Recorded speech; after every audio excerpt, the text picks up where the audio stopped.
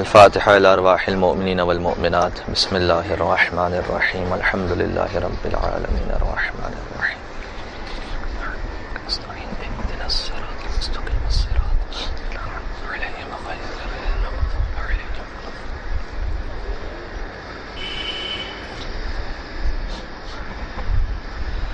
صلوات بر محمد وآل محمد.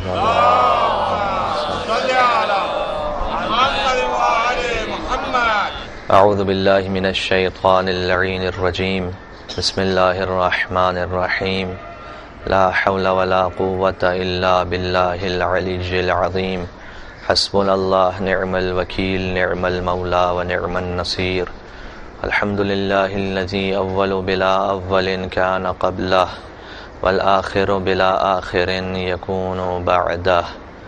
الذي قصرت عن رؤيته أبصار الناظرين وعجزت عن نعته أوهام الواصفين. الصلاة والسلام على أكرم الأنبياء والمرسلين الذي أرسله بالهدى ودين الحق ليظهره على الدين كله. سيدنا ونبينا وشفيع ذنوبنا وطبيب نفوسنا ومولانا ومولى الثقلين جد الحسن والحسين أبي القاسم محمد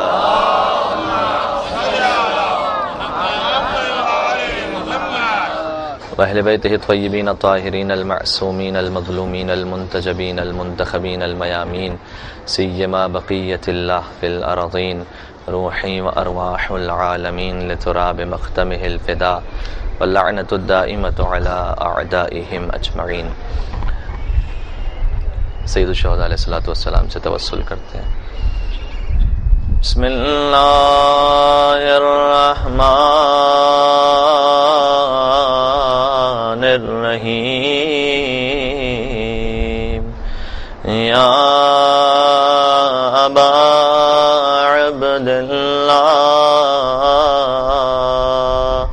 یا حسین ابن علی أيها الشهيد يا ابن رسول الله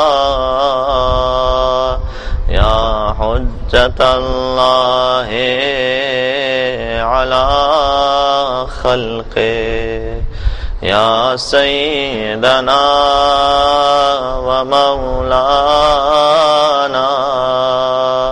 إنا توجهنا واستشفعنا وتوسلنا بك إلى الله وقدمناك بين يدي حاجاتنا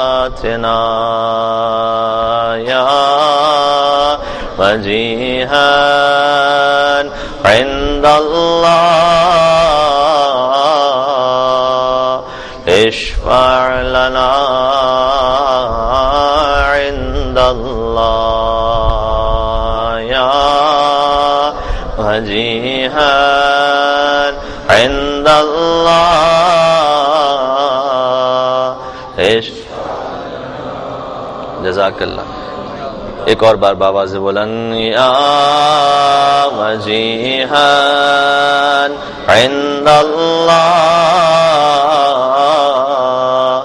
اشفع لنا عند اللہ. صلوات بر محمد وعلی محمد.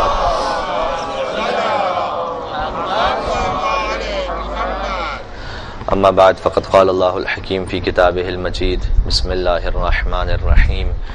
فمن حاجك فيه من بعد ما جاءك من العلم فقل تعالوا ندعو أبناءنا وأبناءكم ونساءنا ونساءكم وأنفسنا وأنفسكم ثم نبتهل فنجعل لعنة الله على الكاذبين. صلوات بر محمد وآل محمد.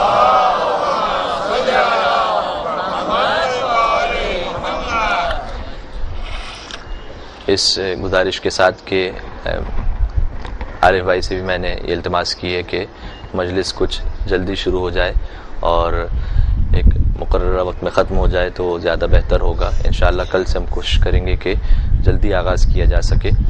آج چونکہ ہالیڈے تھا اور آفس وغیرہ کی مصروفیات نہیں ہوتی، اس بنیاد پر تھوڑی سی تاخیر ہو گئی. انشاءاللہ کل سے ہم کوشش کریں گے کہ کافی حد تک جلدی گفتگو شروع کر کے ختم کی جا سکے، اس لیے کہ مجھے اس کے بعد البتہ بعد نماز مغربین شروع ہوتی ہیں دوسری مجالس، فوراً بعد نماز مغربین محفل مرتضیٰ سے پہلے ایک اور مقام پر، تو تھوڑا سا مجھے آرام کے لیے وقت مل جائے گا اور آپ حضرات بھی جلدی فارغ ہو سکیں گے. درود بھیج دیں محمد اور آل محمد پر. اللہم صلی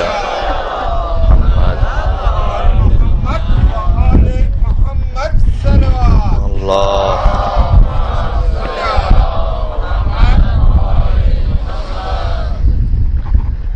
جیسے کہ یہاں تشریف لانے والے مومنین جو سالہ گزشتہ بھی آتے رہے ہیں اس بات سے واقف ہیں کہ عام طور پر جو کنونشنل موضوعات ہوتے ہیں، جو روایتی موضوعات ہوتے ہیں، جو مختلف ممبروں سے بیان ہوتے ہیں، یہاں تھوڑا سا مختلف انداز سے گفتگو کرنے کی کوشش کرتے ہیں، اس لیے کہ بہرحال ایک محدود محفل ہوتی ہے اور اس میں کچھ ایسی باتیں بیان کی جا سکتی ہیں جو عام محافل میں بیان نہیں کی جا سکتی، وہاں کے اپنے تقاضے ہوتے ہیں. موضوع جو ذہن میں ہے بشرط حیات و بشرط توفیق پروردگار اور عنایت اہل بیت اطہار علیہم السلام کہ انشاءاللہ 10 دن تک آپ کے سامنے عرض کیا جاتا رہے، وہ شرح زیارت جامع کبیرہ ہے. زیارت جامع کبیرہ اور اہل بیت اطہار علیہم السلام، یہ زیارت کیا ہے اور اس سے پہلے تھوڑی سی تمہیدی آج گفتگو ہے. کل سے انشاءاللہ ہم زیارت کے الفاظ پر بات کرنا شروع کریں گے. محرم الحرام کا مہینہ، یہ ہم نے موضوع کیوں منتخب کیا؟ اس کی وجہ یہ ہے کہ جب امام علی ابن موسیٰ الرضا علیہ الصلوۃ والسلام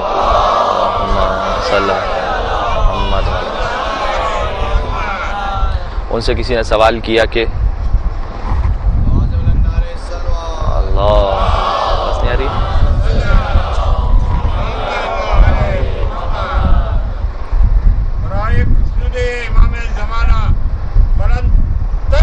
اللہم صلی علی محمد وآل محمد.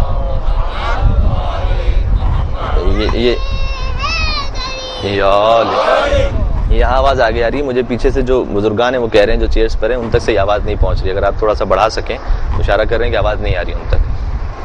جو مائک کنٹرول کر رہے ہیں تھوڑا سا بڑھا سکیں تاکہ آواز پہنچ سکے ان تک. اللہ صلی علی محمد.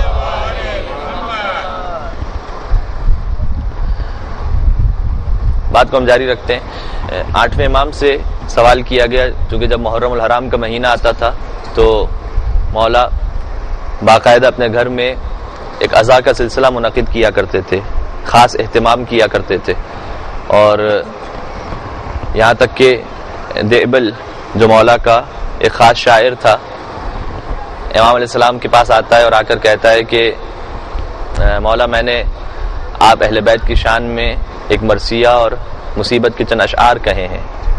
یہ امام علیہ السلام کی سنت تھی کہ مجلس میں اس انداز سے خود شرکت فرمایا کرتے تھے بلکہ اپنے گھر میں برپا کیا کرتے تھے. تو امام نے کہا کہ اے دیبل رک جاؤ، ابھی اشعار نہ کہو، اور اپنے غلام سے حکم دیا کہ پردہ لگا دو، اور گھر کی خواتین کو بلایا اور کہا کہ وہ پردے کے پیچھے بیٹھ جائیں، اور ایک طرف مرد اور ایک طرف خواتین. یہ امام کا طریقہ تھا. اور پھر دیبل سے امام نے کہا کہ اب تم شعر کہنا شروع کرو. تو دیبل نے شعر کہا کہ یا فاطمہ یبنت الخیر قومی فندبی، کہ اے فاطمہ، اے خیر البشر کی بیٹی، آپ بلند ہوں اور جا کر دیکھیں کہ نجوم السماوات فی الارض فلافی، کہ آسمان عزت کے ستارے زمین پر بکھرے پڑے ہیں. کوئی وہ ہے، دیبل نے شعر کہنا شروع کیا، کوئی وہ ہے جو نجف میں آرام کر رہا ہے، اور کوئی وہ ہے کہ جو مدینہ میں آرام کر رہا ہے، اور کوئی وہ ہے کہ جو کاظمین میں سو رہا ہے. یاد رکھیے گا کہ یہ 8ویں امام کے دور کی بات ہے کہ جب امام زندہ تھے.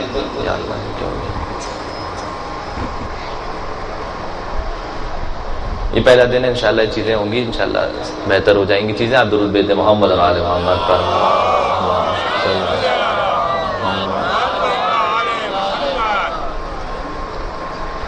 تو 8ویں امام کی حیات کی بات ہے. تو اس نے کہا کہ ایک وہ ہے کہ جو نجف میں آرام کر رہا ہے، کچھ وہ ہیں جو مدینہ میں سو رہے ہیں، اس لیے کہ امام حسن علیہ مجتبی علیہ السلام اور چوتھے امام امام زین العابدین علیہ السلام اور پانچویں امام اور چھٹے امام ان کی قبر مطہر مدینہ میں ہے. اور کہا کہ ایک وہ ہے کہ جو بغداد کاظمین کے پاس ہے. تو وعلیکم السلام. امام علیہ السلام نے کہا کہ اے دیبل، اپنے اس نظم میں ایک شعر کا اضافہ کر دے اور کہہ کہ وَقَبْرٌ بِتُوسٍ يَا لَهَا مِن مُصِيبَةٍ، کہ ایک وہ ہے کہ جو خراسان میں، ایران میں اکیلا غربت کی زندگی میں سو رہا ہے. تو دیول نے کہا کہ مولا، میں تو آپ کا پرانا خادم ہوں اور پرانا آپ کا چاہنے والا ہوں، حیرت ہے کہ مجھے معلوم نہ ہو سکا کہ توس میں کس کی قبر ہے.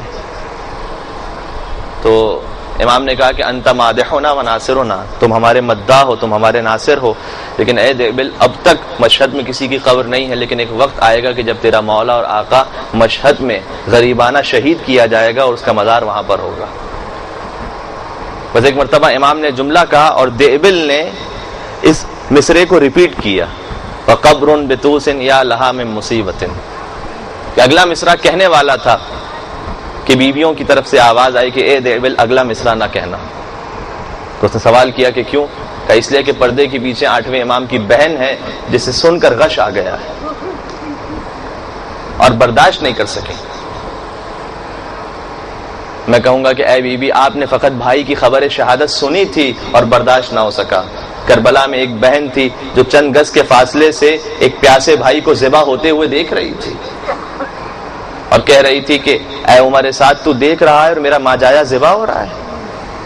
اور یہاں تک کہ وہ کیفیت تھی کہ یہ مظلوم بہن جب اس لاشے پر آتی ہے تو آ کر ایک سوال کیا، کہا انت اخی الحسین. یہ وہ سوال ہے کہ اس میں پوری مظلومیت حسین موجود ہے. کہا انت اخی الحسین، کیا تو ہی میرا بھائی حسین ہے؟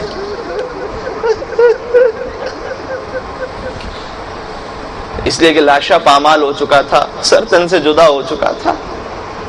کیا تو ہی میرا بھائی حسین ہے؟ تو 8ویں امام اہتمام کیا کرتے تھے بہت، جیسے ہی محرم شروع ہوتا تھا. چھٹے امام بھی اہتمام کیا کرتے تھے، ہر امام کی زندگی میں ہے. تو کسی نے امام سے سوال کیا. ہمارا موضوع یہ ہے کہ کیوں ہم نے زیارت جامع کبیرہ کا انتخاب کیا، اس کی وجہ ہم آپ کے سامنے عرض کرنا چاہ رہے ہیں. کسی نے 8ویں امام سے سوال کر لیا کہ مولا، آپ محرم کا اتنا اہتمام کیوں کرتے ہیں؟ یہ مجلس عزا، یہ خاص لباس کے امام پا برہنہ ہو جاتے تھے، سیاہ لباس پہنا کرتے تھے.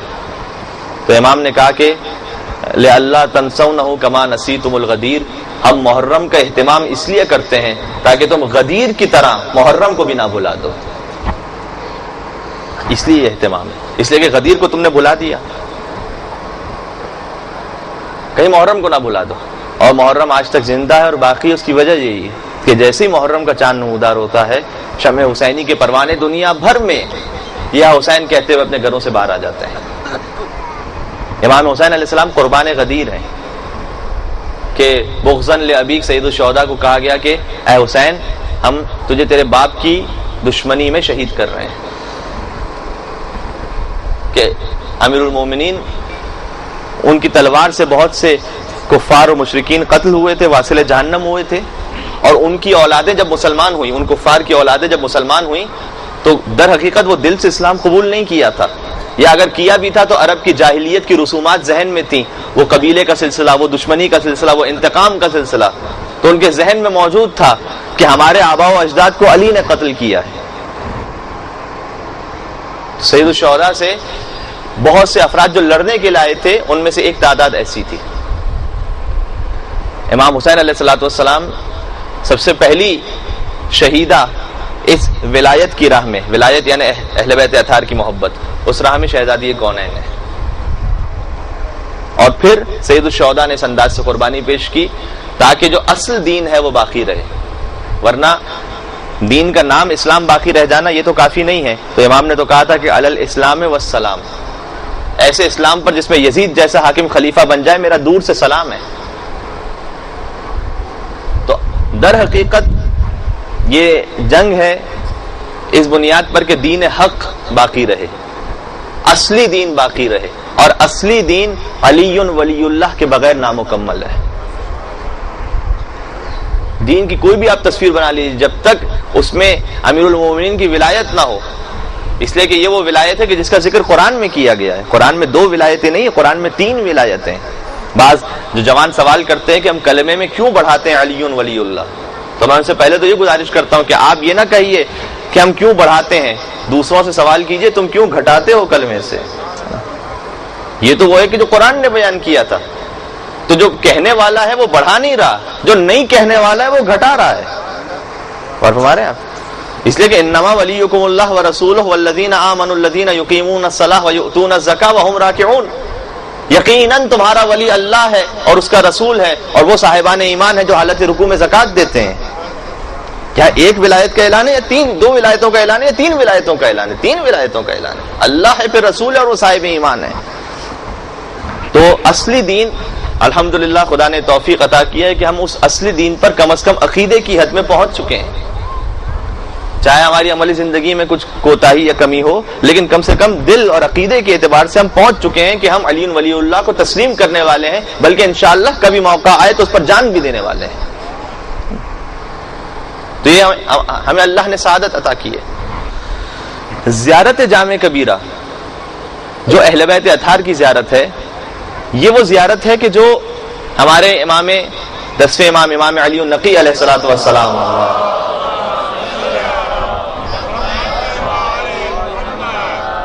انہوں نے تعلیم فرمائی تھی. اور چونکہ امام کی زبانی ہی اہل بیت کی زیارت ہے، لہذا اس میں پورا کردار محمد اور آل محمد جھلکتا ہے. یہ کسی مجتہد کی بنائی ہوئی زیارت نہیں ہے، کسی عالم کی بنائی ہوئی زیارت نہیں ہے. اچھا، زیارت جامع کبیرہ، اس کا عام طور پر ہمارے یہاں تذکرہ کم ہوتا ہے.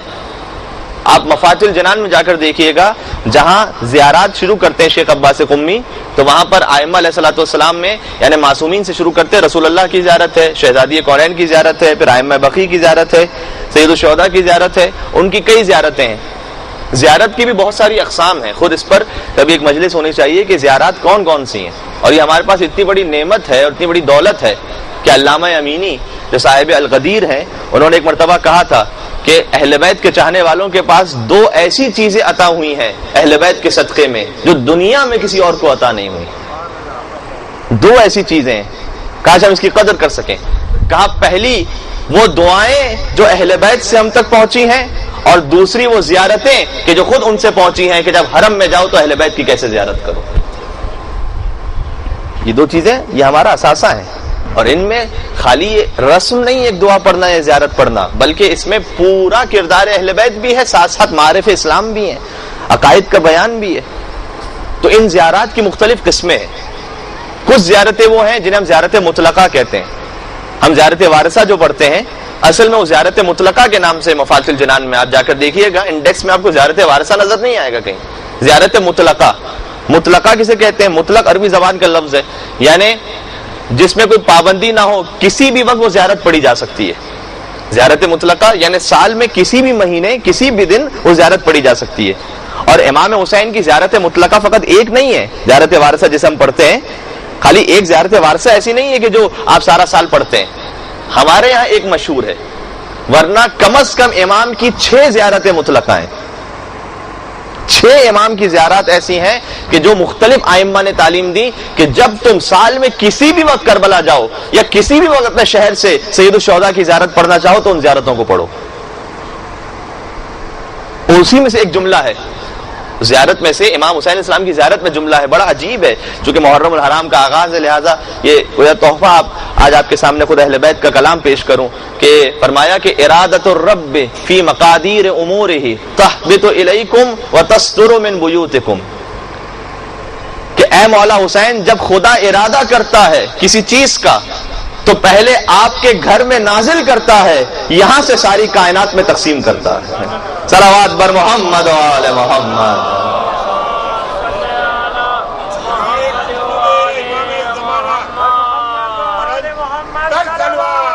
اللہ.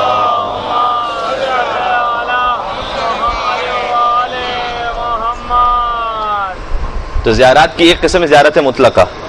اس کے مقابلے میں ایک اور قسم ہے جسے ہم زیارت مختصہ کہتے ہیں. مختص یعنی ایک خاص وقت سے معین ہے. کہ مثلا چھٹے امام نے کہا کہ جب تم شب 15 شعبان میرے جد کے روزے پر جاؤ تو یہ زیارت پڑھنا، وہ 15 شعبان کی مخصوص زیارت ہے۔ جب تم چہلم پر جاؤ تو 40 کی ایک مخصوص زیارت ہے، مفاتی میں موجود ہے۔ تو کچھ مخصوص زیارتیں ہیں، کچھ مطلق زیارتیں ہیں۔ یہ زیارت کی 2 قسمیں ہو گئیں۔ اب ان قسموں میں مزید کچھ قسمیں ہیں۔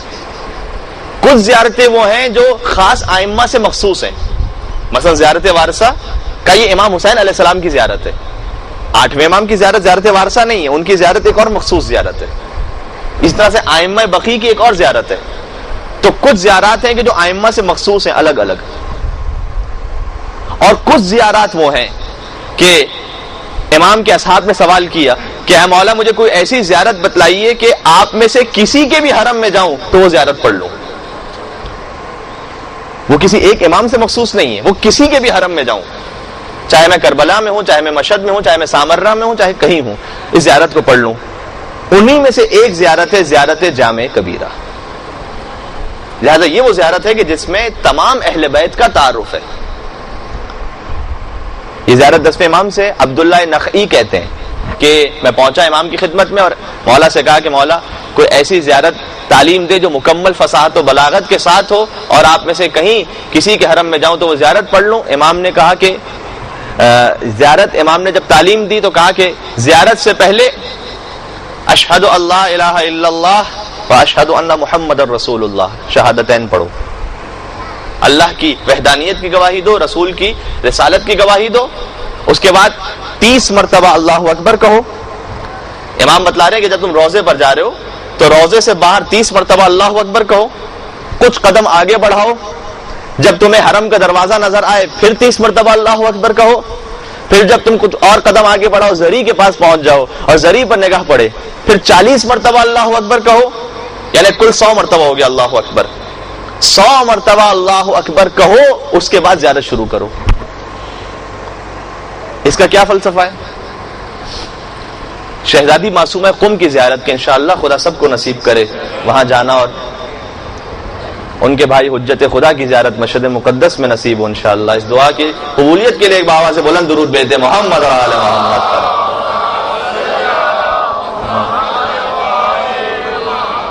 تھوڑا سا مومنین سے گزارش ہے کہ وہ اگر اس طرف سے آگے تشریف لیں اور وہاں سے بھی تھوڑا سا آگے تشریف لیں تاکہ بعد میں آنے والے مومن وہاں کچھ دھوپ ہے عیسائی میں بیٹھ سکیں گے یہاں آ کر۔ آپ درود بھیجتے محمد و آل محمد پر۔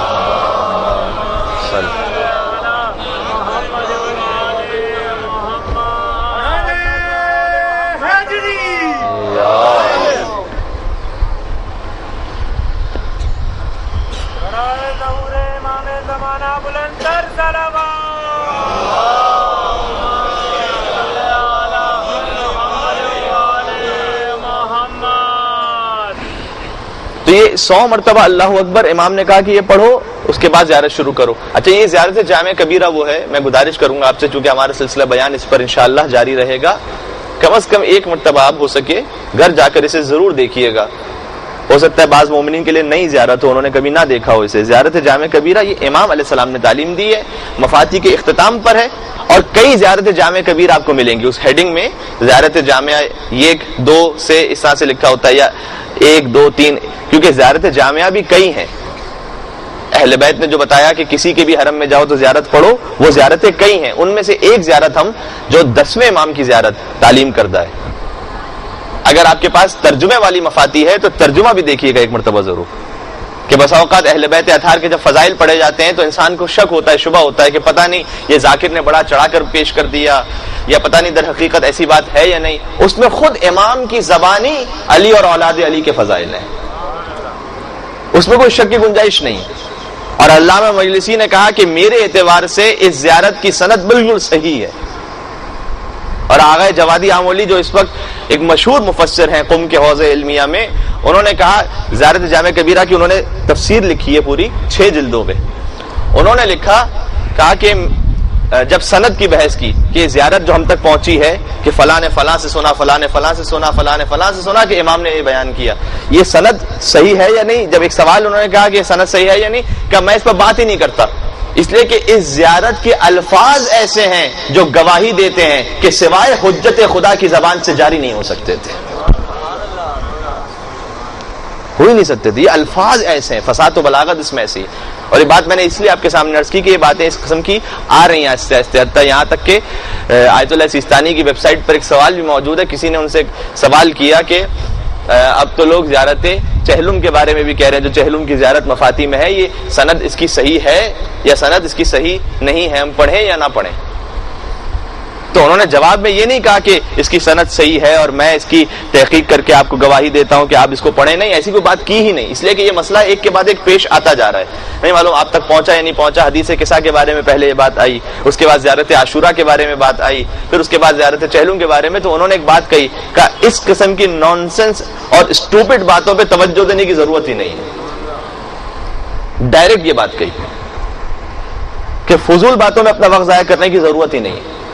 اور کسی نے دعائے کمیل کے بارے میں جب سوال کیا, یہ سارے سوالات ان کی ویب سائٹ پہ موجود ہیں, کسی نے دعائے کمیل کے بارے میں پوچھا کہ آقا یہ بتائیے گا کہ دعائے کمیل کی سند معتبر ہے یا نہیں, تو وہاں پر انہوں نے یہ جواب دیا کہ دعاؤں کی سند کا اعتبار ان کے عالی مضامین ہوتے ہیں, خود مضمون دعا گواہی دے رہا ہے کہ علی کی زبان مطہر سے جاری ہو رہا ہے.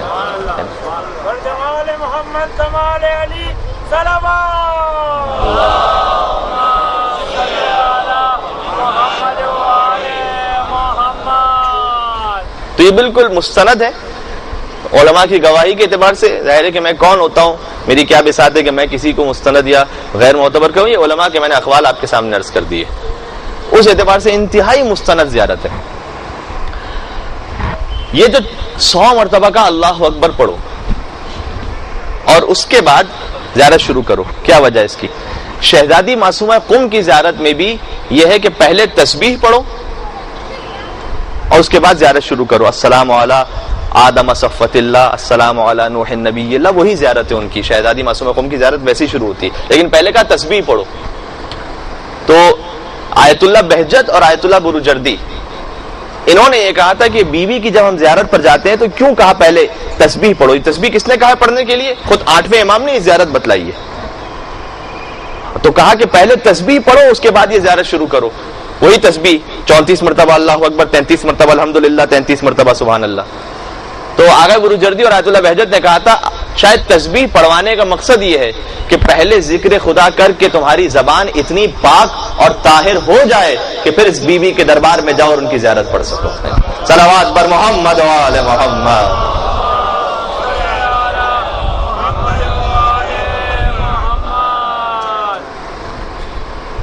یہ 100 مرتبہ اللہ اکبر کہلوایا گیا تاکہ زبان اس سے پاک ہو سکے, طاہر ہو سکے, پھر اہل بیت کی زیارت شروع ہو.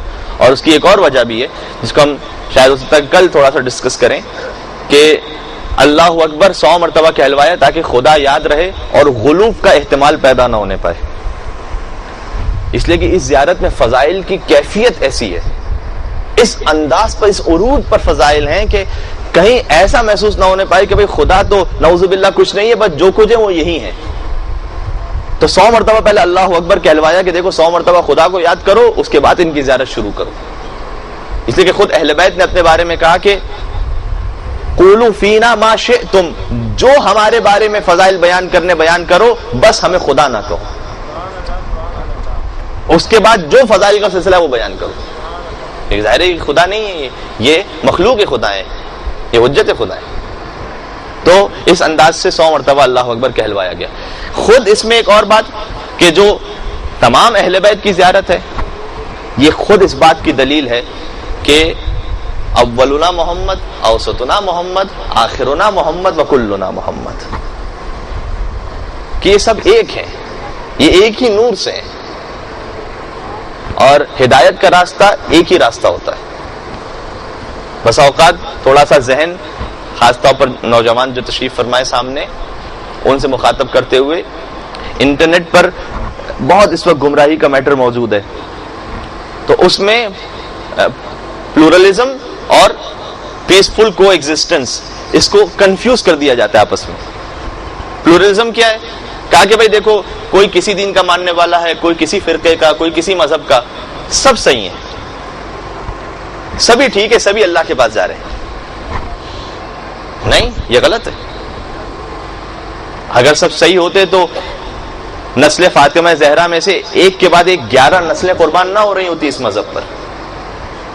سب نے قربانی پیش کی ہے. نہیں, پلورلزم کی کوئی گنجائش نہیں ہے کہ بھائی سب ہی صحیح ہیں, جس کو میں نے بسا اوقات اپنی مجالس میں اس انداز سے بیان کیا ہے, ہمارے مجلس کے انداز میں سے کہا جائے تو کہ بھائی دیکھو یہ بھی رضی اللہ اور وہ بھی رضی اللہ, تو ایسے اسلام کا ہو گیا انا للہ. فاتحہ پڑھ لیجئے پھر اس پہ کہ ہم کس جھگڑے میں جائیں کہ تاریخ میں جو تھا وہ تھا, تو ہمیں کیا ضرورت ہے. تو جناب یہ بھی ٹھیک ہے وہ بھی ٹھیک ہے, تبھی ٹھیک ہے. نہیں, اس کا مطلب یہ نہیں کہ ہم دوسروں سے جھگڑنے لگیں. پلورلزم الگ چیز ہے, پیسفل کو ایگزسٹنس اس کا کیا مطلب ہے؟ باہمی بقائے امن جس کو ہم کہتے ہیں اردو میں, کہ بھائی ٹھیک ہے مختلف فرقے رہ رہے ہیں, مختلف مذاہب رہ رہے ہیں, امن و امان کے ساتھ رہیں, ایک دوسرے کے ساتھ ڈائلاگ کی فضا میں رہیں. آپ ہماری بات سنیں, آپ کی بات ہم سنتے ہیں, جس کو جو نظریہ صحیح لگے اور جو جس کی عقل تسلیم کرے وہ اسے قبول کر لے. لیکن اس کا مطلب یہ نہیں ہے کہ جناب سارے دین مل کر ایک چیز کوئی ہو جائے اور سب کے سب صحیح ہو جائیں. لکم دینکم ولی دین. ہم اپنی بات پیش کرتے ہیں, اگر آپ کو ٹھیک لگے آپ قبول فرما لیجئے, آپ اپنی بات پیش کیجئے, جسے ٹھیک لگے گا قبول فرما لے گا وہ, اس میں کوئی مسئلہ نہیں. لیکن راہ حق ایک ہے, ایک سے زیادہ نہیں ہے. قرآن کریم میں میرا کون سا سننے والا ایسا ہے کہ جسے آیت الکرسی یاد نہ ہو؟ بچوں کو بھی یاد ہے, اس کی آخری آیت اللہ ولی الذین آمنوا, آپ ثواب میں شریک ہو جائیں میرے ساتھ پڑھتے ہوئے, یخرجہم من الظلمات الی النور والذین کفروا اولیاؤہم الطاغوت یخرجونہم من النور الی الظلمات اولئک اصحاب النار هم فیہا خالدون. یہ آخری آیت کیا ہے؟ اللہ ولی الذین آمنوا, اللہ صاحبان ایمان کا ولی ہے. یخرجہم من الظلمات الی النور, اللہ یہ کرتا ہے کہ مومنوں کو ظلمتوں سے نکال کر نور کی طرف لے کر آتا ہے. والذین کفروا, اور وہ جو کافر ہیں, اولیاءہم الطاغوت, ان کے ولی طاغوت ہیں. یہ کیا کرتے ہیں؟ یخرجونہم من النور الی الظلمات, یہ نور سے نکالتے ہیں ظلمتوں پر لے کے جاتے ہیں. آپ قرآن کی فصاحت و بلاغت یہاں محسوس کیجئے گا. نور ہے سنگولر واحد, اور ظلمات یہ ہے جمع. نور کا لفظ آیا, انوار نہیں کہا, نور کی جمع ہے انوار, یہاں پر نور کہا. اور جب ظلمت کی باری آئی تو کیا کہا؟ ظلمات. یہ سنگولر اور پلورل کے ذریعے سے قرآن نے اعلان کیا کہ دیکھو ظلمتوں کا راستہ ایک سے زیادہ ہو تو ہو, لیکن نور کا راستہ سوائے ایک کے اور کوئی. صلوات بر محمد و آل محمد.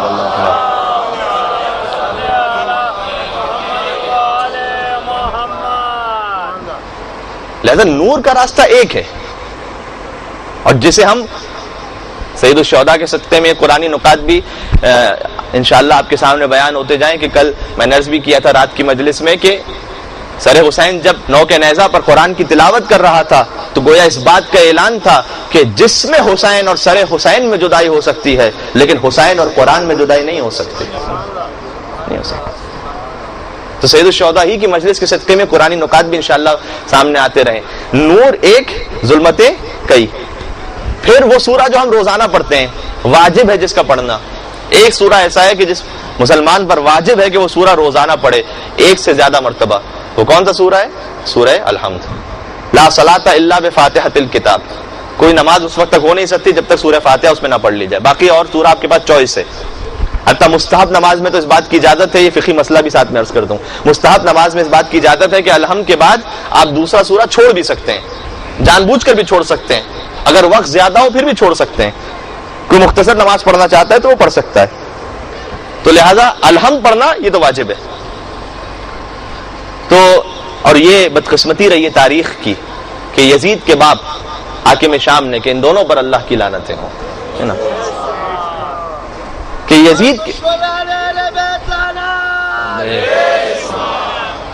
یزید کے باپ حاکم شام نے اس کے مقابلے میں ایک اور حدیث وضع کی تھی کہ لا صلاۃ الا بفاتحۃ الکتاب, کوئی نماز اس وقت تک ہوتی نہیں جب تک سورہ الحمد نہ پڑھ لیا جائے.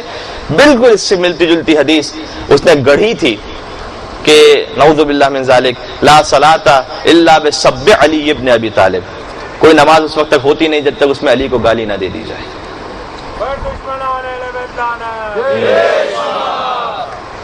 آپ تصور فرما رہے ہیں کہ تاریخ کو کس انداز سے یہ سید الشہداء اس بنیاد پر قیام فرماتے ہیں. علی اور اولاد علی پر سب و شتم کیا جا رہا ہے ممبر سے قربتاً اللہ کہہ کے، قربتاً اللہ کہہ کے، کبھی نماز کا حصہ ہے یہ. یہاں تک کہ تاریخ میں یہ بھی موجود ہے کہ جب نماز جمعہ کا ایک خطبہ ہوا اور اس میں ایک خطیب نے، اس درباری خطیب نے مولا علی پر سب و شتم نہیں کیا اور نماز پڑھا دی، اس نے جانے لگا تو کسی اور نے آ کر بتلایا، اسے یاد دلایا کہ تم علی کو نعوذ باللہ گالی دینا تم بھول گئے نماز میں، تمہاری نماز باطل ہے. اس نے کہا ٹھیک تم نے کہا. سب کو جمع کیا کہ چونکہ اس نماز میں علی پر سب و شتم نہیں کیا گیا لہذا نماز صحیح نہیں ہے. دوبارہ نماز پڑھی اور اس پہ امیر المومنین علیہ الصلوۃ والسلام پر سب و شتم کیا. کہ اب یہ نماز صحیح ہوئی ہے.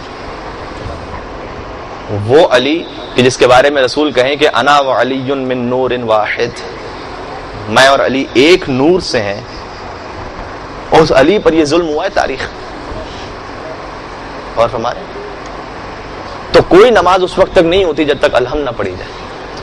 اس الحمد میں ایک دعا ہے جو ہم سب پڑھتے ہیں، واجب ہے دعا پڑھنا. یہ الحمدللہ رب العالمین الرحمن الرحیم مالک یوم الدین ایاک نعبد و ایاک نستعین اہدنا الصراط المستقیم. یہاں سے دعا شروع ہوتی ہے کہ پروردگارا سیدھی راہ پر ثابت قدم رکھ.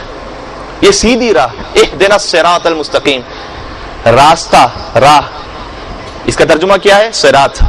صراط سے لفظ نکلا ہے. عربی زبان میں راستے کو سمجھانے کے لیے بہت سے الفاظ ہیں. تھوڑا سا غور فرمائیے گا تو قرآن کی لطافت یہاں محسوس کر پائیں گے آپ. راستہ سمجھانے کے لیے بہت سے الفاظ ہیں. ایک لفظ جو آپ بھی جانتے ہیں، ابھی میں ایک لفظ اگر کہوں تو آپ کے ذہن میں تازہ ہو جائے گا، فی سبیل اللہ.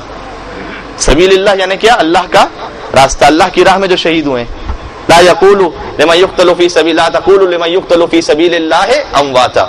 وہ لوگ جو اللہ کی راہ میں مارے گئے ہیں انہیں مردہ نہ کہو. سبیل کا لفظ استعمال ہوتا ہے راستے کے لیے. ایک اور لفظ ہے کہ اگر آپ انشاءاللہ حج پر یا عمرہ پر گئے ہیں اور جب رش زیادہ ہوتا ہے تو یہ لفظ آپ نے سنا ہوگا. جب راستے میں رش ہوتا ہے اور پیچھے سے جو لوگ آ رہے ہوتے ہیں عرب، تو کہتے ہیں الطریق طریق. ہاں کسی نے کہا یہاں پر کہتے ہیں طریق طریق طریق طریق طریق، تو وہ اصل میں لفظ ہے الطریق. الطریق یعنی راستہ، راستہ دو، راستہ دو. تو طریق کا مطلب بھی راستہ، سبیل کا مطلب بھی راستہ. قرآن کہہ سکتا تھا اہدنا الطریق المستقیم، اللہ کے پاس لفظ تھا. یہ بھی کہہ سکتا تھا اہدنا السبیل المستقیم، جو سبیل دوسری جگہ استعمال کی ہے اللہ نے کہ سیدھی راہ کی طرف ہماری نشاندہی فرما، ہمیں رہنمائی فرما. لیکن نہ سبیل کہا نہ طریق کہا. کیا کہا؟ صراط المستقیم. کیوں؟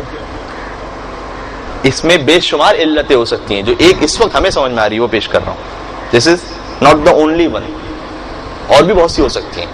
صراط کا لفظ شاید اس لیے کہا جبکہ صراط کا لفظ اصل میں عربی زبان اصل عربی سے نہیں ہے. عربی میں الفاظ جو شامل ہوئے ہیں بہت سی پرانی زبانوں سے شامل ہوئے. اس میں سنسکرت ایک زبان ہے، ساتھ ساتھ یونانی زبان، گریک لینگویج سے بھی بہت سے، کیونکہ یونان کا جو فلسفہ ہے، یونان کی زبان بہت قدیمی زبان ہے، وہاں سے بھی کچھ الفاظ آئے ہیں جو عربی کا حصہ بن گئے. اس میں سے ایک لفظ تھا یونانی زبان میں ساراد. ساراد جو عربی میں آ کے ہو گیا صراط. ساراد کسے کہتے تھے؟ سارات کہتے تھے بادشاہوں کے دربار میں ایک راستہ ہوتا تھا جو فقط بادشاہ کو معلوم ہوتا تھا، اور جب کوئی دشمن حملہ کر دے اور پھر بادشاہ ایسا ہو جائے کہ اب اس کے پاس بچنے کا کوئی راستہ نہ رہے تو وہ اس ایک راستے سے نکل جایا کرتا تھا. وہ ایک راستہ ایسا ہوتا تھا، اسے دربار میں جو بنایا جاتا تھا سیکرٹ، اسے کہا جاتا تھا سارات. وہیں سے آیا صراط. جب یہ دوسری زبان سے آیا عربی میں تو اس زبان میں خصوصیت، اس لفظ میں خصوصیت پیدا ہو گئی. کیا خصوصیت؟ ظلمتیں کئی ہیں، نور ایک ہے. بات ہماری یہ ہو رہی ہے. خصوصیت یہ پیدا ہو گئی عربی زبان میں سبیل اس کی جمع موجود ہے سبل. طریق اس کی جمع ہے طرق. سبیل سنگولر، سبل یعنی بہت سے راستے. طریق سنگولر، طرق یعنی بہت سے راستے. لیکن صراط وہ لفظ ہے کہ جس کی فقط واحد موجود ہے، عربی میں اس کی جمع موجود ہی نہیں ہے. اس کی جمع ہے ہی نہیں عربی میں. صراط کی کیا جمع ہے؟ نہیں، کوئی جمع ہے نہیں، فقط یہ واحد استعمال ہوتا ہے. تو جب ہم کہتے ہیں اہدنا الصراط المستقیم، پروردگار صراط مستقیم پر ثابت قدم رکھ، یعنی کہنا یہ چاہتے ہیں کہ پروردگار جو صراط مستقیم ہے وہ فقط واحد ہے، اس میں جمع کی گنجائش ہی نہیں ہے. تو ایک ہے یہ راستہ. اور وہ کون سا راستہ ہے؟ صراط الذین انعمت علیہم غیر المغضوب علیہم ولا الضالین، ان لوگوں کا راستہ کہ جن پر تو نے اپنی نعمتیں نازل کی۔ پروردگار یہ کیا ہو گیا؟ یہ تو توحید کا سورہ تھا، یہ تو حمد پروردگار کا سورہ تھا، اس میں لوگوں کا ذکر بیچ میں کہاں سے آ گیا؟ یہ خدا کی بات کرتے کرتے لوگ بیچ میں کہاں سے آ گئے؟ ہم تو دعا مانگ رہے تھے خدا سے، اہدنا الصراط المستقیم، جنہیں یا محمد اور یا علی اور یا حسین کہتے ہیں، جن جن لوگوں کو تکلیف ہوتی ہے ان کے لیے جملہ کہہ رہا ہوں کہ اہدنا الصراط المستقیم، یہ تو پروردگار سے دعا ہو رہی تھی، صراط الذین انعمت علیہم، لوگ بیچ میں کہاں سے آ گئے؟ تو شاید پروردگار کا جواب یہ ہو کہ پہلے دعا بتلا رہا ہوں، بعد میں وسیلہ بتلا رہا ہوں۔ صلوات بر محمد و آل محمد۔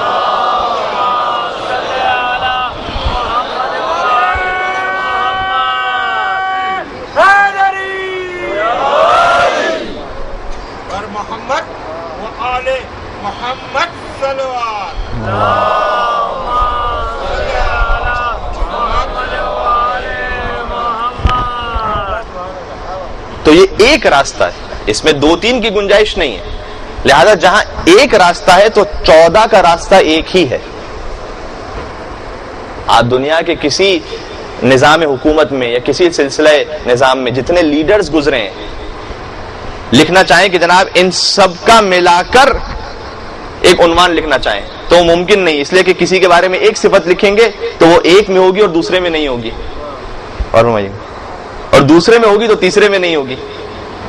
لیکن یہ آل محمد کا واحد راستہ ہے کہ جو پہلا ہے وہی دوسرا ہے، جو دوسرا ہے وہی تیسرا ہے، جو تیسرا ہے وہی، اس میں کوئی فرق نہیں ہے۔ اور لہذا یہ زیارت مجموعی ہے، سب کی ملا کر ایک ہی زیارت ہے۔ تو جب آپ کہتے ہیں کہ اشہد انک قد اقمت الصلاۃ وآتیت الزکاۃ، تو یہ سید الشہداء ان کی زیارت میں بھی ہے اور باقی ائمہ کی زیارت میں بھی، اس لیے کہ سب وہ ہیں جنہوں نے نماز کو قائم کیا، زکوٰۃ کو ادا کیا، یہ سب ایک ہیں، نور واحد۔ اس میں بھی ایک ہے زیارت جامع کبیرہ میں، جب ہم اس جملے پہ پہنچیں گے تو انشاءاللہ گزارش کریں گے۔ ان سب کا راستہ ایک راستہ ہے۔ امام خمینی علیہ الرحمہ نے کہا تھا یہ راستہ ایک کیوں ہے؟ اس کی اب ڈیٹیل میں جانے کا موقع نہیں ہے، ایک جملہ، یہ راستہ ایک کیوں ہے؟ کہا دو نفس پرست ایک چھت کے نیچے ہوں گے، آپس میں اختلاف کریں گے، 1,24,000 انبیاء حجت خدا ہوں گے، آپس میں اختلاف نہیں کریں گے۔ اور فرمائیے گا، بس ایک میسج اب تک کنوے ہو گیا، جہاں اختلاف ہو نفس پرستی کی علامت ہے، اور جہاں اتحاد ہو تو سمجھ میں آ جاتا ہے کہ یہ اپنی جانب سے نہیں ہے، خدا کی جانب سے نمائندے ہیں۔ یہ اس بات کی دلیل ہے، خود قرآن کریم نے بھی یہ کہا کہ لو کان من عند غیر اللہ لوجدوا فیہ اختلافا کثیرا۔ قرآن خدا کی کتاب ہے، دلیل کیا ہے اس کی؟ دلیل یہ ہے کہ قرآن کہتا ہے کہ اگر یہ خدا کے علاوہ کسی اور کا کلام ہوتا تو تم اس میں اختلاف پاتے، چونکہ اللہ کی طرف سے ہے لہذا اختلاف نہیں ہے۔ یہ دلیل ہے قرآن کی وحدانیت کی، قرآن کی حقانیت کی۔ تو بس اہل بیت کی حقانیت کی بھی دلیل یہ ہے کہ اگر خدا کے علاوہ کہیں اور سے ہوتے تو اختلاف ہوتا، خدا کی طرف سے کوئی اختلاف نہیں۔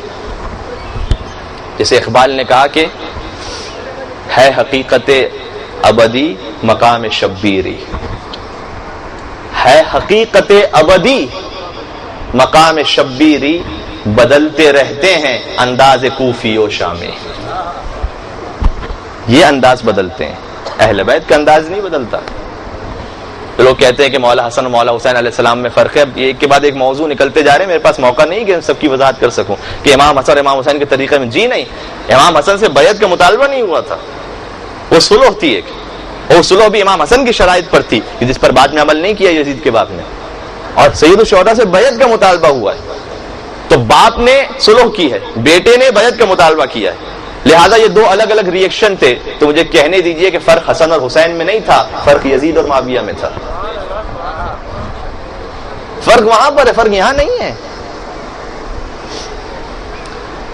تو آج یہ تمہیدی گفتگو تھی کہ ہم سمجھ سکیں کہ زیارت جامع کبیرہ جو سارے اہل بیت کی ایک زیارت ہے، اس کا فلسفہ کیا ہے؟ اس لیے کہ سب ایک ہیں، یہ نور واحد ہیں۔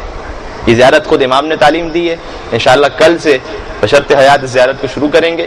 تھوڑی سی تفصیلی زیارت ہے، جب آپ گھر پہ جا کے بھی اسے پڑھیے گا، زیارت بیٹھ کر بھی پڑھی جا سکتی ہے، واجب نہیں ہے کہ کھڑے ہو کر ہی، جو ہمارے یہاں طریقہ ہے کہ کھڑے ہو کر زیارت پڑھتے ہیں احتراماً، لیکن بیٹھ کر بھی زیارت پڑھی جا سکتی ہے۔ عربوں میں طریقہ یہ ہے کہ وہ بیٹھ کر زیارت پڑھتے ہیں، ایرانیوں میں بھی طریقہ ہے, آپ جا کر مولا رضا علیہ السلام کے حرم میں دیکھیں, وہ بیٹھ کر زیارت پڑھتے, تو بیٹھ کر بھی پڑھی جا سکتی ہے. یہ اس لیے گزارش کر رہا ہوں کہ آپ کو کہیں تھکن کا احساس نہ ہو, تھکن کی وجہ سے آپ زیارت آدھی چھوڑ کر بند نہ کر دیں کہ مجھے کھڑے ہونے کی طاقت نہیں رہی.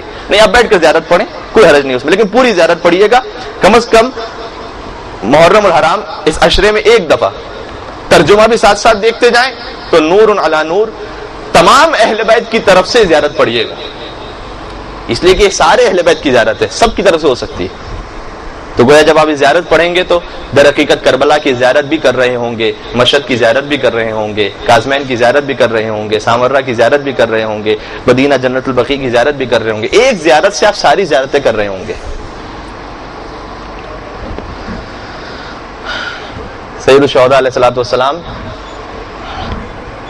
اے مولا آپ پر سلام ہو, آج پہلی محرم الحرام ہے اور عزادار الحمدللہ اتنی بڑی تعداد میں یہاں موجود ہیں امام کا غم منانے کے لیے.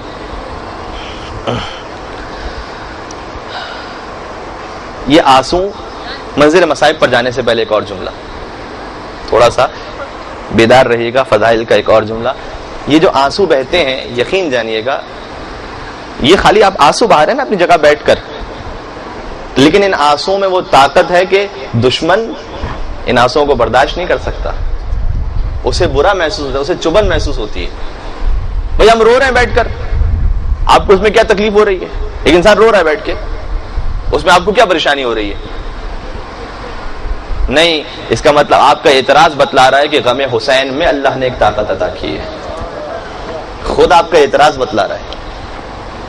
جیسے جنت البقیع میں جب زیارتوں پر جاتے ہیں تو ایک زائر تھے ہمارے عزیز, وہ جب شہزادی ام البنین کی قبر پر جانے لگے تو وہاں وہ قبر کے جس پہ کوئی چراغ جلانے والا نہیں ہے, جہاں کوئی سائبان نہیں ہے, جہاں کوئی زری نہیں ہے, وہ قبر پہ جانے لگے وہاں زیارت پڑھنے, تو وہاں ایک شرطا موجود تھا. اس نے کہا کہ روح روح, یہاں سے جاؤ, یہاں کچھ نہیں ہے. تو زائر نے مسکراتے ہوئے کہا کہ تیرا کھڑا ہونا یہاں بتلا رہا ہے کہ کچھ نہ کچھ تو ہے.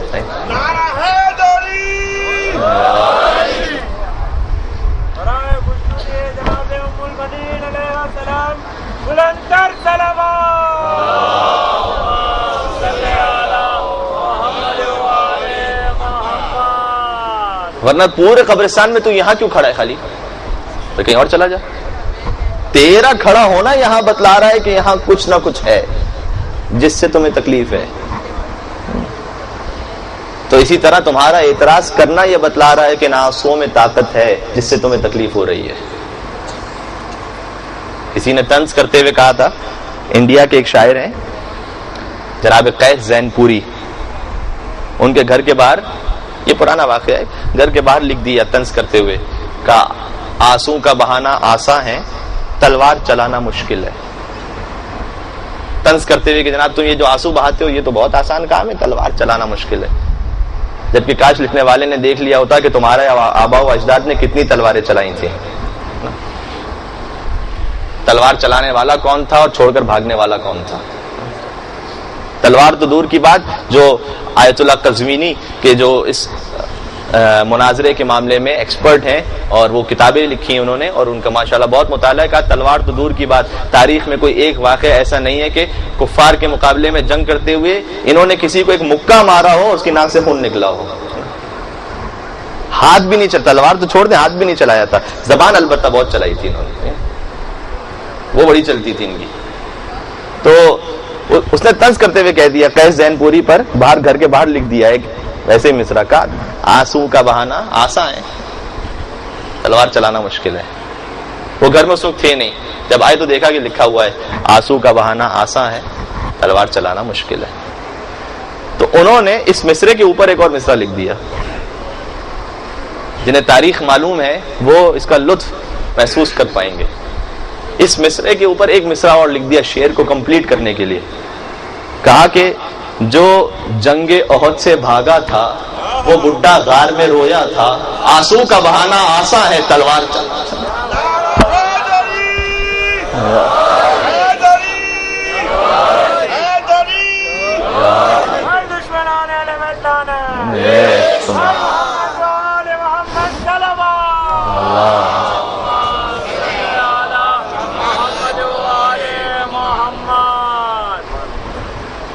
جو جنگ احد سے بھاگا تھا بڈھا غار میں رویا تھا. آنسو کا بہانا آسان ہے, تلوار چلانا مشکل ہے. وہ آنسو ہو تو بڑا آسان ہے بہانا, لیکن یہ جو غم حسین کے آنسو ہوتے ہیں جب تک اللہ کی توفیق نہ ہو تو آنکھوں سے نکلتے بھی نہیں ہیں. یہ تو ایک خاص سعادت ہے, انعام ہے اللہ کا. آج محرم الحرام کی پہلی تاریخ ہے. مدینہ سے حسین کا قافلہ نکل رہا ہے 28 رجب. جب وہ قافلہ نکل رہا تھا تو حسین مظلوم دربار میں گئے تھے, اس ظالم دربار میں کہ جہاں سید الشہداء سے بیعت کا مطالبہ کیا گیا. جیسے اس نے بیعت کا مطالبہ کیا, امام نے کہا کہ اس وقت تو رات کا اندھیرا ہے, جب دن کی روشنی ہو جائے تو پھر بات کریں گے. باہر نکلنے لگے کہ اتنے میں مروان اس ملعون نے ولید سے کہا کہ اے ولید, اس وقت حسین کو روک لے, اگر بیعت نہ کریں تو سر تن سے جدا کر دے, اس لیے کہ اگر حسین آج چلے گئے تو پھر تیرے ہاتھ میں نہیں آئیں گے. اور سید الشہداء نے جاہ و جلال کے عالم میں اس مروان کو دیکھا کہ ثقلت کا امک, اے مروان تیری ماں تیرا ماتم کرے, تیری یہ مجال کہ فرزند رسول کا راستہ روکے تو. بس حسین کی آواز بلند ہوئی کہ ایک مرتبہ بنی ہاشم کی تلواریں باہر آ گئیں, اور سب سے پہلے جو دربار میں داخل ہوئے وہ ابوالفضل عباس علیہ السلام تھے. میرے ہوتے ہوئے کس کی مجال کہ میرے آقا سے ایسے بات کریں. عباس داخل ہو گئے, اور جیسے ہی سید الشہداء دربار سے باہر نکلے کہ عباس سامان سفر کی تیاری کر, اب نانا کا مدینہ رہنے کے قابل نہیں رہا.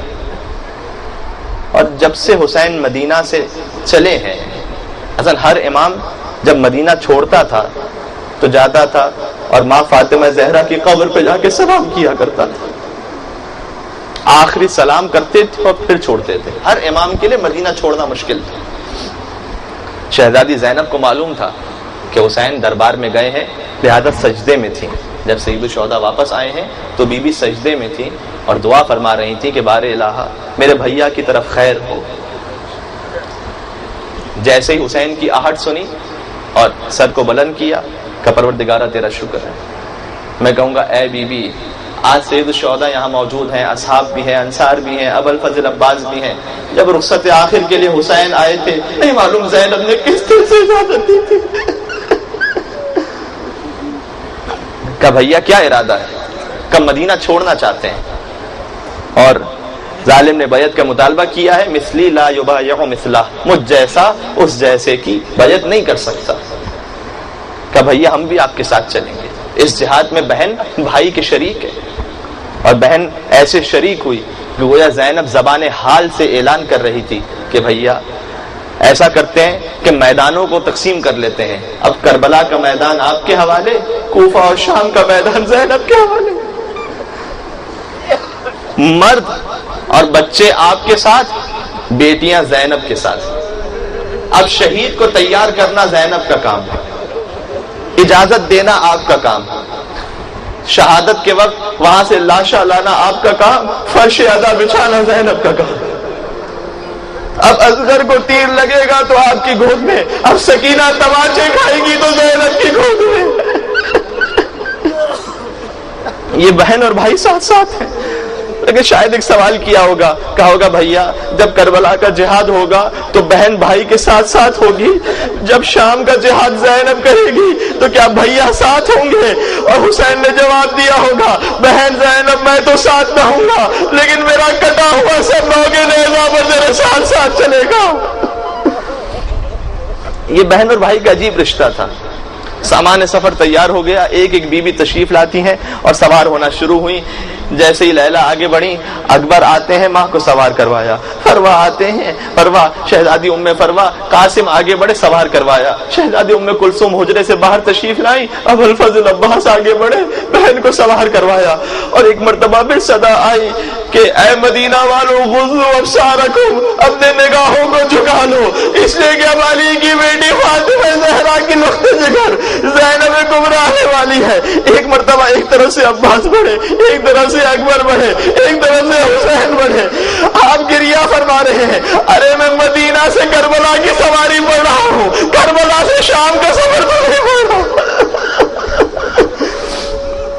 سوار کروایا، شہزادی زینب کو سوار کروایا۔ بس آخری جملہ عرض کروں گا گفتگو اختتام تک، اے بی بی سواری کو بھول جائیے گا، اس لیے کہ جب 11 محرم کو قافلہ چلا ہے کربلا سے تو زینب کبریٰ علی کی شیر دل بیٹی ہے، آگے بڑھی، کہتی ہے کہ اے فروا کیا قاسم نہ صحیح کیا ہوا، علی کی بیٹی زینب موجود ہے، اے لیلا اکبر نہ صحیح کیا ہوا، زینب موجود ہے، کلثوم عباس نہ صحیح کیا ہوا، زینب موجود ہے۔ ایک ایک بیوی کو سوار کرواتی گئی، یہاں تک کہ جب سب سوار ہو گئے وَنَظَرَتْ إِلَىٰ يَمِينًا وَشِمَالًا، زینب نے دائیں دیکھا، زینب نے بائیں دیکھا، کوئی نظر نہ آیا، فرات کا رک کر کے کہا ماں آج تیری بہن پر یہ وقت آ گیا، زینب کو سوار کروانے والا کوئی نہ بچا۔ آخری جملے عرض کروں گا، بی بی سوار تو ہو گئی لیکن ارباب ازہا بی بی زیادہ دیر سوار رہ نہ سکی، اس لیے کہ جیسے ہی قافلہ گزرا ہے بیمار بیٹے کی نگاہ باپ کے لاشے پر پڑی، گھوڑوں کی ٹانپوں سے پامال لاشا، سینے سے جاگ کے بدن کانپ گیا۔ ایک مرتبہ چلتے اونٹ سے زینب نے پھر اپنے آپ کو زمین کربلا پر گرایا۔ ارباب ازہا امام زمانہ کا جملہ عرض کروں گا اور مجلس اختتام پر میرے امام زمانہ کہتے ہیں میرا سلام اس دادی زینب پر کہ جس کے ہاتھ گردن سے بندھے ہوئے تھے، بندھے ہاتھوں کے ساتھ فاطمہ کی بیٹی سے ملے کربلا۔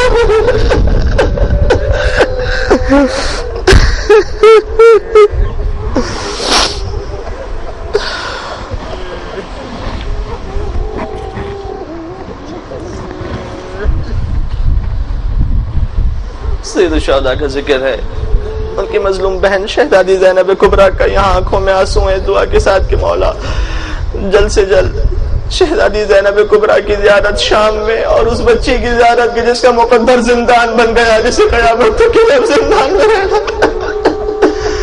اس حسین کی پیاری سکینہ کی زیارت ہمیں جلد سے جلد نصیب فرما۔ سید الشہداء کو سب مل کر سلام پیش کرتے ہیں دل کی گہرائی کے ساتھ۔ السلام علیکم یا ابا عبداللہ وعلی الارواح التي حلت بفنائك۔ کربلا کو ذہن میں سوچیں، السلام علی الحسین وعلی علی ابن الحسین وعلی اولاد الحسین وعلی اصحاب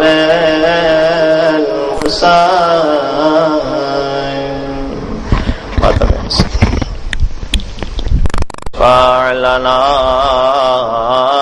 عند اللہ صلوات بر محمد وعلی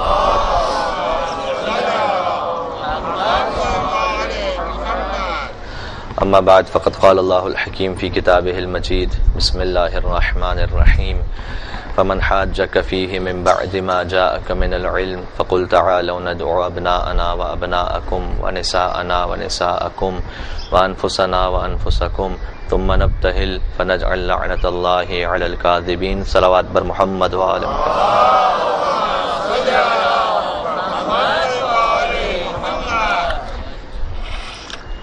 اس گزارش کے ساتھ کہ عارف بھائی سے بھی میں نے یہ التماس کی ہے کہ مجلس کچھ جلدی شروع ہو جائے اور ایک مقررہ وقت میں ختم ہو جائے تو زیادہ بہتر ہوگا۔ انشاءاللہ کل سے ہم کوشش کریں گے کہ جلدی آغاز کیا جا سکے۔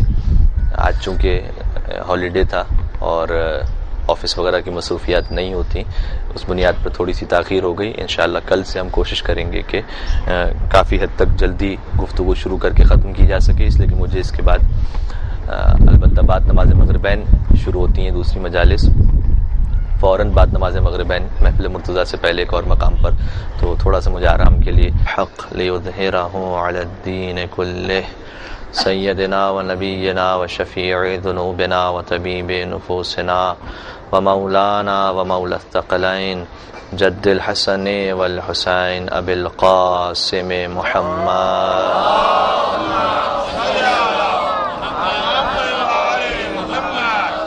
وأهل بيته الطيبين الطاهرين المعصومين المظلومين المنتجبين المنتخبين الميامين سيما بقية الله في الأرضين روحي وأرواح العالمين لتراب مختمه الفداء واللعنة الدائمة على أعدائهم أجمعين. سید الشہداء علیہ الصلوۃ والسلام سے توسل کرتے ہیں. بسم اللہ الرحمن الرحیم. یا ابا عبداللہ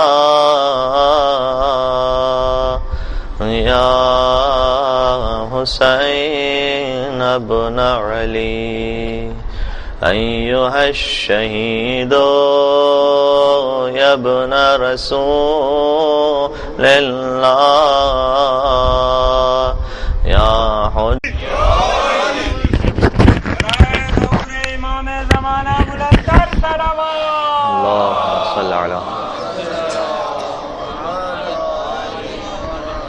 الفاتحة إلى أرواح المؤمنين والمؤمنات. بسم الله الرحمن الرحيم. الحمد لله رب العالمين الرحمن الرحيم نستعين اهدنا الصراط المستقيم الصراط عليهم غير المغضوب عليهم.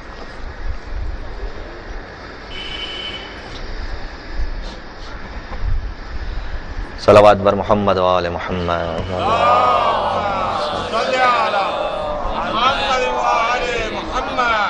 اعوذ باللہ من الشیطان اللعین الرجیم. بسم اللہ الرحمن الرحیم. لا حول ولا قوة الا باللہ العلی العظیم. حسبنا اللہ نعم الوکیل نعم المولا ونعم النصیر. الحمد للہ الذی اول بلا اول کان قبلہ والآخر بلا آخر یکون بعدہ. الذي قصرت عن رؤيته أبصار الناظرين وعجزت عن نعته أوهام الواصفين. والصلاة والسلام على أكرم الأنبياء والمرسلين الذي أرسله بالهدى ودين وقت مل جائے گا اور آپ حضرات بھی جلدی فارغ ہو سکیں گے. درود بھیجتے محمد اور آل محمد پر. اللهم صل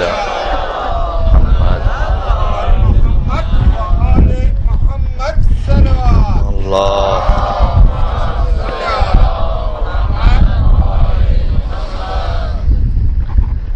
جیسے کہ یہاں تشریف لانے والے مومنین جو سالہ گزشتہ بھی آتے رہے ہیں اس بات سے واقف ہیں کہ عام طور پر جو کنونشنل موضوعات ہوتے ہیں، جو روایتی موضوعات ہوتے ہیں، جو مختلف ممبروں سے بیان ہوتے ہیں، یہاں تھوڑا سا مختلف انداز سے گفتگو کرنے کی کوشش کرتے ہیں، اس لیے کہ بہرحال ایک محدود محفل ہوتی ہے اور اس میں کچھ ایسی باتیں بیان کی جا سکتی ہیں جو عام محافل میں بیان نہیں کی جا سکتی. وہاں کے اپنے تقاضے ہوتے ہیں. موضوع جو ذہن میں ہے بشرط حیات و بشرط توفیق پروردگار اور عنایت اہل بیت اطہار علیہم السلام کہ انشاءاللہ 10 دن تک آپ کے سامنے عرض کیا جاتا رہے، وہ شرح زیارت جامع کبیرہ ہے. زیارت جامع کبیرہ اور اہل بیت اطہار علیہم السلام. یہ زیارت کیا ہے اور اس سے پہلے تھوڑی سی تمہیدی آج گفتگو ہے. کل سے انشاءاللہ ہم زیارت کے الفاظ پر بات کرنا. جت اللہ علی خلق یا سیدنا و مولانا انا توجہنا واستشفعنا وتوسلنا بك إلى الله وقدمناك بين يدي حاجاتنا يا وجيها عند الله اشفع لنا عند الله يا وجيها عند الله